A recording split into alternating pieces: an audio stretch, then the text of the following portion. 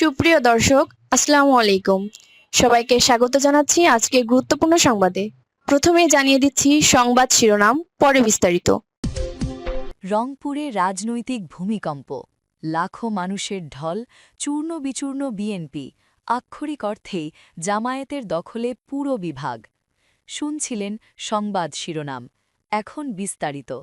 তার আগে হৃদয়ে ছুঁয়ে যাওয়া একটি অনুরোধ। যদি হাদি নামটি আপনার বিবেককে নাড়াভায়, যদি প্রকাশ্য দিবালোকে গুলিবিদ্ধ হওয়ার সেই মুহূর্ত আপনাকে প্রশ্ন করতে বাধ্য করে, তবে আজ একটু সময় দিন। কমেন্টে শুধু লিখুন, হাদির ওপর হামলার বিচার চাই। আর যদি আপনি চান সত্যটা চাপা না পড়ুক, যদি চান আমরা ভয় ছাড়াই এসব খবর আপনাদের কাছে পৌঁছে দিতে পারি, তাহলে এখনই চ্যানেলটি সাবস্ক্রাইব করুন। সাবস্ক্রাইব মানে শুধু একটি বাটন চাপা নয়, এটি অন্যায়ের বিরুদ্ধে সত্যের পাশে দাঁড়ানোর অঙ্গীকার। চলুন নীরব না থেকে বিস্তারিত জেনে নিই। রংপুরে যা ঘটছে তা দেখলে যে কারোর চোখ কপালে ওঠার কথা। একসময় যে রংপুর বিভাগকে বিএনপির শক্ত ঘাঁটি হিসেবে ধরা হতো, সেই রংপুরেই এখন দৃশ্যপট পুরোপুরি বদলে গেছে। লাখো মানুষের ঢল, স্লোগানে স্লোগানে মুখর মাঠ আর জনতার উচ্ছ্বাস সব মিলিয়ে স্পষ্ট বার্তা দিচ্ছে একটাই কথা: রংপুরে বিএনপির ভরাডুবি হয়েছে, আর সেই শূন্যস্থান পূরণ করছে জামায়াতে ইসলামী। গত কয়েকদিনে রংপুর, গাইবান্ধা, কুড়িগ্রাম, লালমনিরহাট ও নীলফামারী জুড়ে জামায়াতের জনসভা ও গণসংযোগ কার্যক্রমে যে জনসমাগম দেখা গেছে, তা রাজনৈতিক বিশ্লেষকদেরও অবাক করেছে। প্রত্যক্ষদর্শীরা বলছেন, এটা কোনো সাধারণ জনসভা না, এটা এক ধরনের গণজোয়ার। রংপুরে বিএনপির শক্ত ঘাঁটি ভেঙে পড়ল কিভাবে? দীর্ঘদিন ধরে রংপুর বিভাগ বিএনপির ভোট ব্যাংক হিসেবে পরিচিত ছিল, কিন্তু মাঠের বাস্তবতা বলছে ভিন্ন কথা। দলীয় কোন্দল, নেতৃত্বের সংকট এবং তৃণমূল কর্মীদের হতাশা বিএনপিকে ক্রমেই দুর্বল করে ফেলেছে। অন্যদিকে জামায়াতে ইসলামী দীর্ঘ সময় ধরে নীরবে কিন্তু পরিকল্পিতভাবে সংগঠন গোছাচ্ছিল, যার ফল এখন প্রকাশ্যে। স্থানীয় রাজনৈতিক পর্যবেক্ষকদের মতে রংপুরে বিএনপি এখন নামে মাত্র আছে, মাঠে কর্মী নেই, জনতার সঙ্গে সংযোগ নেই, আর ঠিক সেই জায়গাটাই দখল করেছে জামায়াত। জামায়াতের দিকে ঝুঁকছে সাধারণ মানুষ।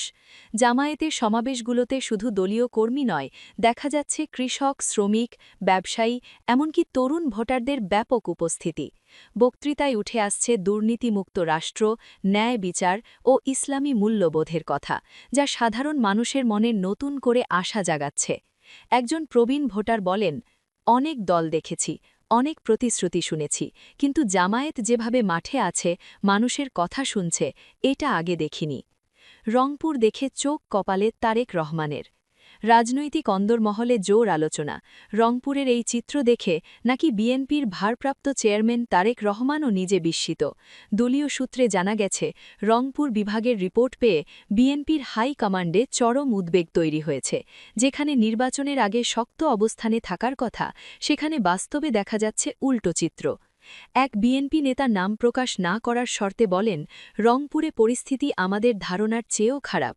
জামায়াত যে এতটা শক্ত হয়ে উঠেছে সেটা আমরা ভাবিনি। রংপুর থেকেই সরকার গঠনের স্বপ্ন জামায়াতের। জামায়াত নেতারা এখন আর রাগঢাক করছেন না।